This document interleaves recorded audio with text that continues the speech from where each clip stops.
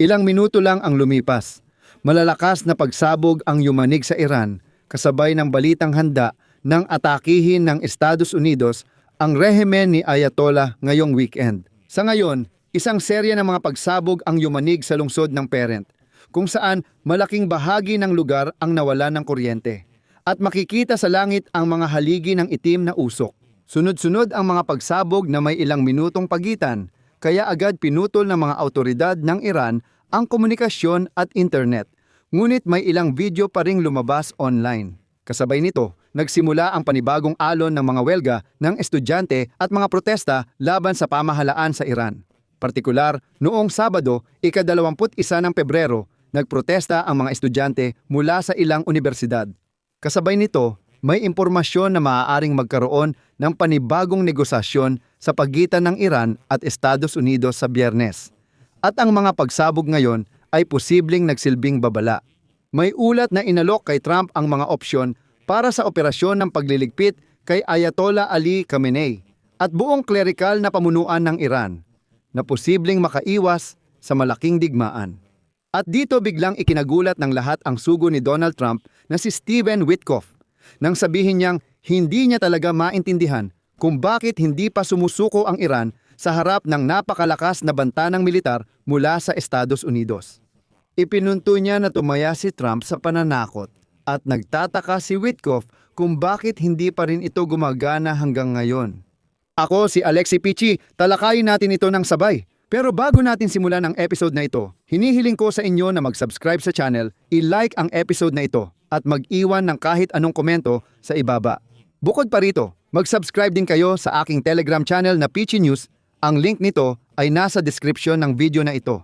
Doon namin agad inilalathala ang balita at lahat ng anunsyo ng episode sa YouTube channel na ito. Kaya't ikatutuwa kong makita kayo roon. Kaya ngayong araw, Pebrero 22, sa isa sa mga lungsod ng Iran, nagkaroon ng sunod-sunod na pagsabog na nagdulot ng sunog at pagkawala ng kuryente. Partikular, sa lungsod ng Parent, nagkaroon ng sunod-sunod na pagsabog na naitala at naipost pa ng mga Iranian sa internet bago pinutol ng mga autoridad ang lahat ng komunikasyon. Ayon sa paunang ulat, narinig ang mga pagsabog sa iba't ibang bahagi ng lungsod na may pagitan ng ilang minuto. At ayon sa mga saksi, hindi nagtagal matapos iyon ay nawalan ng kuryente sa Parent. Namatay ang mga ilaw sa kalsada at natigil ang supply ng kuryente sa mga bahay. May ilang gumagamit na nag-ulat ng pagkaantala sa mobile at internet service. Ang Parent ay matatagpuan sa timog kanluran ng Tehran at isa sa mga mabilis na lumalaking suburb ng kabisera ng Iran. Ibig sabihin, malapit ito sa puso ng rehimen ng mga Ayatollah. At nitong mga nakaraang taon, dito talaga naging aktibo ang pagpapaunlad ng pabahay, pati na rin ang infrastruktura ng supply ng enerhiya, kaya't ramdam ng mga lokal na residente ang anumang aberya sa kuryente. Dito, dapat din nating ipaalala na dati nang may mga ulat na nagsasabing nagsimula ng aktibong ilikas ng Russia mula Iran ang mga pamilya ng mga diplomat ng Kremlin. Base sa ulat, 2 Il-76 na eroplano ng Ministry of Emergency Situations ng Russia ang lumipad mula Iran papuntang Moscow. Sakay ang mga kamag-anak ng empleyado ng mga misyon ng diplomatiko ng Russia. Kalaunan, inirekomenda ng Sweden, Germany at Poland sa kanilang mga mamamayan na agad lisanin ang teritoryo ng Iran dahil sa mga potensyal na banta sa seguridad. Kasabay nito, habang inaasahan ang posibleng pag-atake militar ng Estados Unidos sa Iran, nagsimula ang mga bagong welga ng estudyante at protesta laban sa pamahalaan. Ayon sa ulat ng Wall Street Journal na may sanggunian sa mga video recording noong Sabado, Pebrero 21, sa unang araw ng bagong semestre sa Iran, nagdaos ng mga kilos protesta ang mga estudyante mula sa ilang universidad. Sumisigaw ng mga slogan bilang pag-alala sa mga nasawi noong pinigilan ang mga protesta noong Enero at kinokondena ang mga aksyon ng mga puwersa ng seguridad.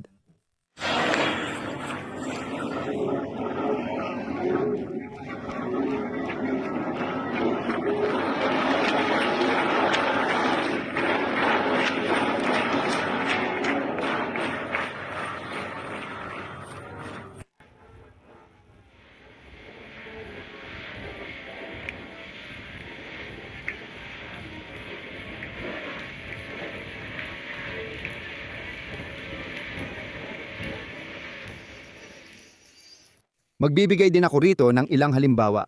Sa Tehran Technological University Amir Kabir, ang mga nagpoprotesta na nakasuot ng itim ay sumisigaw ng "Mabuhay ang Shah" na tumutukoy sa tagapagmana ng huling monarko na si Reza Pahlavi.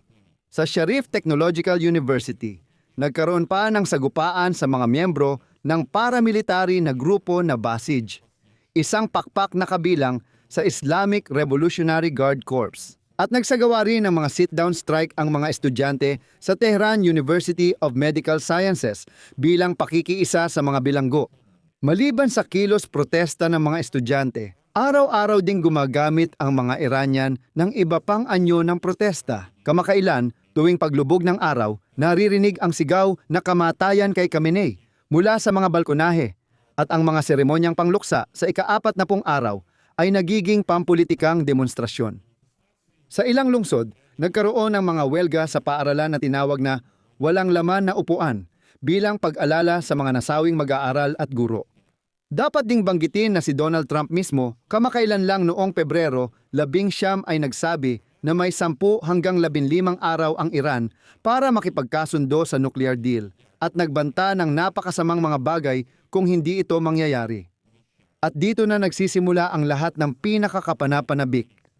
Iniulat ng pahayagang Axios na handa na ang mga negosyador ng Amerika na magsagawa ng panibagong round ng pag-uusap sa Iran sa darating na Biyernes, Pebrero 27 sa Geneva, kung makakatanggap sila ng detalyadong alok mula sa Iran tungkol sa nuclear deal sa loob ng susunod na 48 oras. Ayon sa mga opisyal ng Amerika, ang kasalukuyang diplomatikong pagsisikap ay ang huling pagkakataon na ibinibigay ni Pangulong Trump sa Iran bago simulan ang malawakang operasyong militar ng Amerika at Israel na maaaring maging direktang nakatuon laban kay kataas-taasang pinuno Ali Khamenei. Kaya naman, ang mga pagsabog ngayon sa Iran ay maaaring babala sa rehimen ng mga ayatollah na malapit na ang banta. At hindi ito kinakailangang mga direktang pambobomba gamit ang eroplano, barko, at iba pa. Mahalaga ito at ipapaliwanag ko ngayon kung bakit. Ayon sa Axios, nagbigay ang Pentagon kay Pangulong Donald Trump ng maraming opsyon laban sa Iran kung mabigo ang kasunduang nuklear. At isa sa mga ito ay kinabibilangan ng paglikida sa pinakamataas na lider na si Ayatollah Ali Khamenei at ang kanyang anak na si Mojtaba, na itinuturing na posibleng tagapagmana ng kanyang ama. Ibig sabihin, nagpasya silang tuluyang alisin ang pinakamataas na pamunuan. Kasabay nito, 2 iba pang opisyal ng administrasyon ni Trump ang nagsabi sa Reuters na ang pagpaplano ng operasyon laban sa Tehran ay nasa mas advanced na yugto na.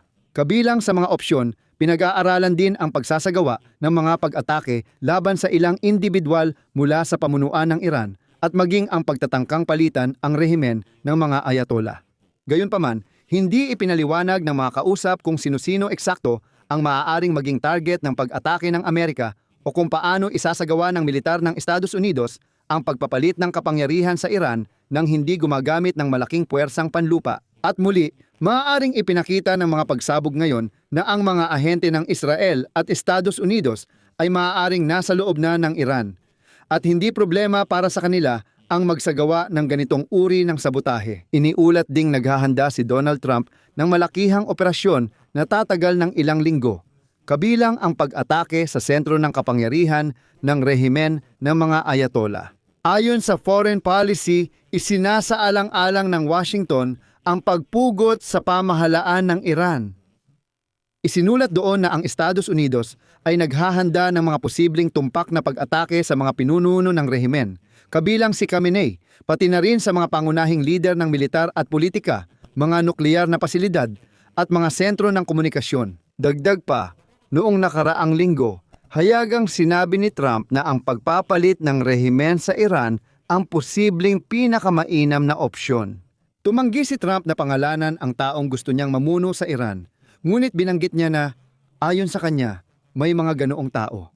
Pero, sa totoo lang, ngayong araw ay ginulat tayo ng White House dahil nagkaroon ng ganitong kalituhan ngayon. Sa isang panayam sa Fox News, nagreklamo si Stephen Witkoff na curious si Donald Trump kung bakit hindi sumusunod ang pamahalaan ng Iran sa mga hinihingi ng Estados Unidos, kahit na nagpadala na ng mga tropang Amerikano sa gitnang silangan. At ngayon, ibabahagi ko sa inyo ang sinabi ni Vitkov. Alam nyo, ayokong gamitin ang salitang sumuko, pero bakit nga ba hindi sila sumuko? Bakit? Kahit may ganitong presyon at lakas ng hukbong dagat at militar. Hindi sila lumapit at nagsabi, pakinggan nyo, hindi namin kailangan ng armas, kaya ito ang gagawin namin. At alam mo, ito ang pinaka nakakagulat sa akin. Ibig sabihin, si Steven Witkoff, hindi naman siya ang unang nagsabi ng ganito. Noon, halimbawa, si Marco Rubio, kalihim ng Estado ng Estados Unidos ng Amerika sa Munich Security Conference, ay nagsabi na malaking palaisipan sa kanya kung bakit hindi pumapalakpak at hindi nasasabik ang buong Europa sa napakatalinong ideya ni Donald Trump para sa Ukraine. E di ibigay na lang daw sa mga Ruso ang buong Donbas. At kunwari titigil na ang digmaan. Pero sa totoo lang, bumabalik kay Steven Witkoff, gusto kong sabihin na para sa mga autoridad ng Iran, ang mga isyong pinag-uusapan tulad ng civil nuclear program, missile potential, proxy forces at iba pa na gusto ng mga Amerikano na bawasan ay napakahalaga para sa kanila. At lahat ng ito ay pundasyon ng pag-iral ng rehimen ng mga ayatollah. Malinaw na, mula sa pananaw ng lakas militar, ang Israel at Estados Unidos, kahit magkahiwalay, ay mas malakas ng husto kaysa sa mga puwersa ng Iran. Sa White House, hindi pa rin nila maintindihan na hindi pwedeng makipag-usap sa mga autokrata at diktador gamit ang luhika. Ang mga diktador na gaya ni Khamenei o kalbong Vladimir Putin ay handang lipulin ang sarili nilang mamamayan ng milyon-milyon. Handa silang itulak ang mamamayan sa matinding kahirapan at gumastos ng milyon-milyon para sa mga raketa at armas basta mapanatili ang rehimen. Wala talaga silang pakialam sa sarili nilang bansa. Wala silang pakialam sa mga nawawala o namamatay.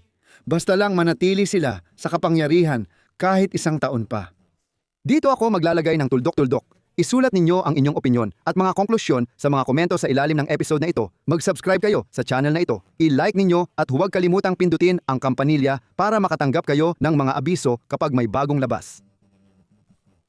Kung naging kapaki-pakinabang at interesante ang episode, maaari ninyong suportahan ang channel sa YouTube sa pamamagitan ng pinansyal na tulong. Sa pamamagitan ng inyong donasyon o bayad na subscription gamit ang mga link at detalye sa description ng video na ito, pati na rin sa QR code na makikita sa inyong mga screen. Magpapasalamat ako sa anumang suporta mula sa inyo.